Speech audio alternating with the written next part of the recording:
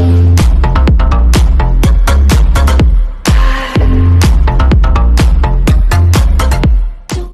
guys, for today's vlog ay i-review natin itong Euro 150.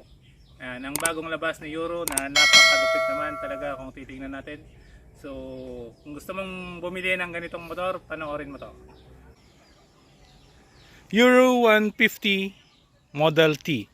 And guys, so ito na, nasa harapan na natin ang napakapormang motor na kasing hawig ng ating Honda Click version 3 na kung titingnan natin guys ay napakaangas talaga. Ayan. So itong nasa harapan natin ay ang Euro 150 na glossy red ang kulay, na may combination ng glossy gray at matte black. Ayan. So napaka-porma talaga ng motor na to.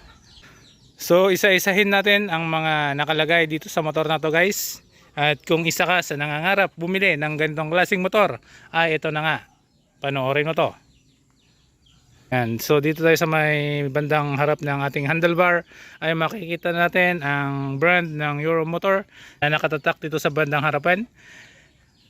At ang kanyang emblem na nakakorting bilog dito naman. So napaka-porma ng pagkakalagay niya guys ng kanyang Euro na letter E. At ito yung parang sa click natin na version 2, yung ganitong design. At ito yung sa harapan niya guys, nakalagay din ng Euro 150. At ito na yung pantapat talaga ng ating Euro 150, ang kanyang napaka-pormang headlight at ang kanyang DRL. So napakaangas nito guys pag gabi. At ang kanyang placer ay nandito. And so singhawig talaga sila ng ating Honda 125. Ang kanyang tapaludo dito sa may bandang harapan ay gawa sa plastic at ito ay flexible guys, kaya hindi siya basta-basta mababasag kung sakaling maisagi ninyo o magkaroon man ng anong pagkakasabitan, dahil flexible siya. Naka telescopic fork dito sa bandang unahan. At naka-disc brake na rin siya guys. Ang kanyang gulong ay may sukat na 90 by 80 by 14 dito sa bandang harapan. At gawa sa Wanshing ang brand nito. Naka-mags na rin ng napaka-porma na parang letter Y. At dito naman tayo sa may bandang handlebar. So dito sa ating handlebar guys ay ito ang maganda dito, na wala si Honda Click. Ang kanyang itong bypass light. Yan, mayroon siyang pass light. Ito. At mayroon din siyang brake, yung manual brake. Pag nakahinto ka ay pwede mong i-lock ito para hindi aandar ang ating motor. So ito yung high and low, busina, left and right. At ito naman yung kanyang panel. So napakaganda guys ng kanyang panel dahil digital na rin ito. Ayan, buksan natin. Ayan. Ayan guys, napaka-porma. Nandito sa bandang kaliwa. Bandang kaliwa sa bandang taas ang kanyang fuel. At dito naman sa bandang kanan, sa bandang itaas ang kanyang high and low na ilaw. So dito sa bandang gitna makikita ang kanyang speedometer. And dito sa bandang kaliwa naman, sa bandang baba ang kanyang kilometer, kung ilan ay natatakbo natin, at ang orasan ay nandito naman sa bandang kanan. So itong kanyang set at reset guys ay touchscreen. So napakaganda. Ito ang talagang inano naman niya sa Honda Click na version 3, at may emblem tayo ng Euro dito. So dito naman sa bandang kanan, nandito ang kanyang kill switch na wala si version 3, at ang kanyang on and off sa kanyang ilaw. Ayan. At ito yung kanyang start button. Ayan guys, so lamang na lamang itong ating Euro 150 pagdating sa ganong bagay. Ito naman yung kanyang susian, at nandito rin yung kanyang seat opener. Ayan, so pipindutin mo lang din to at mabubuksan na ang kanyang upuan. At ito naman yung on and off. At meron din siyang box dito guys na compartment. Dalawa, kabilaan, kaliwat kanan. Ayan guys, at ito ang isa pang malupit dito sa ating Euro 150. Ito nakalagay yung kanyang USB charging port dito sa may bandang taas at mayroon na rin siyang sariling secured na takip. And guys, so dito nakalamang si Euro 150 na naman dahil hindi na dito na. Pwede mong ilagay yung cellphone mo dito dahil maluwag din ang kanyang compartment. At meron din siyang hook dito na pwedeng pagsabitan ng kung ano man ang iyong ilalagay dito. Mga pinalengke mo at malapad din ang kanyang footboard. Talagang kasing forma siya ng ating Click 125. Yan, so dito naman sa bandang likod. Okay, balik muna tayo dito. Titingnan natin yung placer. Yan guys, kaliwat kanan. At ang kanyang ilaw. Oh, ilaw. Ayan low. Switch natin. Ayan low. Yun, napakaliwanag kahit araw. Ayun. So patayin natin. Switch natin yung signal light sa kabila. Guys, napakaangas, di ba? Buksan natin yung ilaw.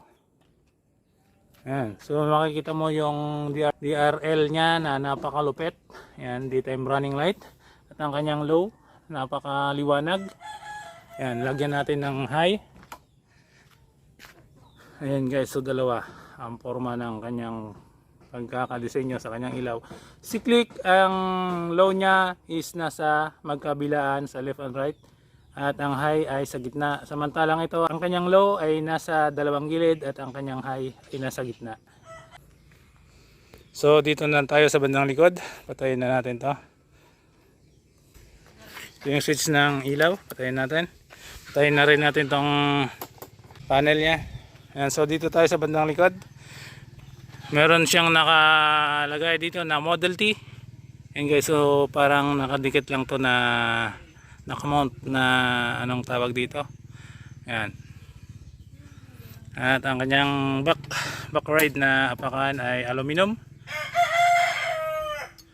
Guys, napakaganda at yun. Talagang mararamdaman mo siya na naglalak at tumutunog pag iyong binabalik. Ayan. So mayroon siyang kick starter na in case na hindi gumana ang battery ay pwede siyang i-kick start na wala si Click. So carburetor guys, ito ang ating 150 na Euro. Ang center stand at ito yung side stand nya. Ito naman yung kanyang air cleaner guys. Powered na rin siya ng Enhanced Smart Power ESP. At ito yung kanyang panggilid guys, nandito yung kanyang bola na umiikot para tumakbo ang ating motor. Ayan. So nakalagay dito yung kanyang pangalan na Euro Motors. Ayan guys, so naka single shock dito sa likod. Ayan, so makikita natin. At naka drum brake pa rin siya. So dito guys sa likod makikita nyo yung preno ay nandito sa bandang taas. So single brake lang ito guys, hindi siya tulad ng ating version 3 na naka CBS na. Ito ay naka single brake harap at likod. And so ang kanyang likod naman na gulong ay 100 by 80 by 14 at gawa pa rin is one swing. Guys, so dito naman sa bandang likod nakalagay din ang kanyang CC na 150 at naka design na parang kaliskis ng ahas. Anong tawag dito guys? Yan, yung mga ganyan. Tapos yung ilaw niya dito sa likod ay napaka-forma din. And letter T ang design at pag inilaw mo ay magkakaroon siya ng ilaw dito sa bandang baba. Yan, meron na rin siyang ilaw sa kanyang plate number at naka-LED na rin yung kanyang placer left and right at talaga namang napakaliwanag na sa araw guys. At ang kanyang tapaludo dito sa bandang likod ay kasing haba at kasing forma lang din ng ating Click na version 3. Ayan, so ang kanyang tambutso ay wala ding pinagkaiba sa ating Click na talaga namang kuhang-kuha at gayang-gaya ang forma nito. Yan, nandito rin yung kanyang lagay ng langis. At ito yung kanyang blower guys. Yan, may ilisi siya doon na pampalamig ng kanyang makina.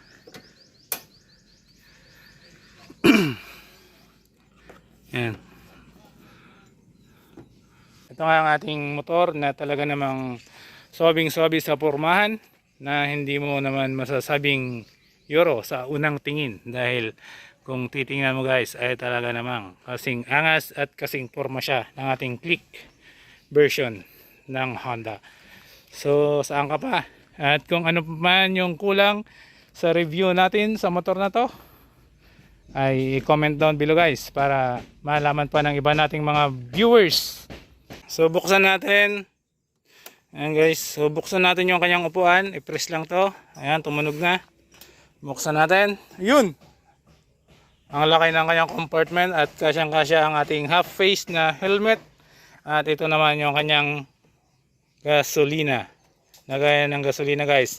At ang capacity nito ay, kung hindi ako nagkakamali, ay nasa 6.5 liters. Na talaga namang hindi ka na mabibitin dahil napakadami na may lalagay mo na gasolina sa motor na to. So sa mga nagtatanong ng presyo ng ating motor, ay nasa 68 pataas ang kanyang presyo, na nakadepende na lang guys kung saan nyo pwedeng bilhin ang motor na to. So available na siya sa malapit na Euro Motors sa inyong mga lugar. And guys, so peace yo. Sana nakatulong sa inyo ang video na to.